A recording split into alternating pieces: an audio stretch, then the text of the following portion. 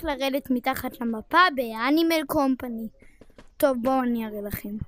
תראו, אתם לוקחים שתי אנדרפרס, אתם כאילו זה כמה שצריך, הולכים לנקודה הזאתי, פותחים ואז מנסים ככה. אתם רואים, לא עבדתי? זה הסיבה שלקחנו שתי אנדרפרס. אוקיי?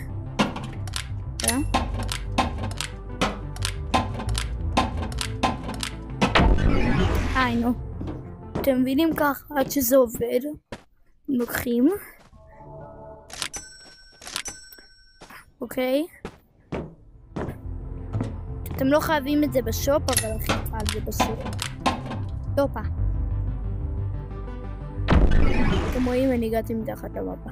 עכשיו אתם לוקחים את האנדרפרס השני, ואם משהו ייקח אתכם לשם. הופה, אתם מתחת למפה.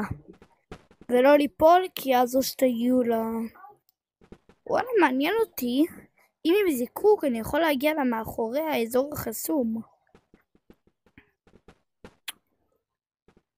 טוב. תראו, ואז אתם יכולים ללכת כאן מתחת, אז תראו. בופ, נפל גופה. בופ, אני שוב נפלתי.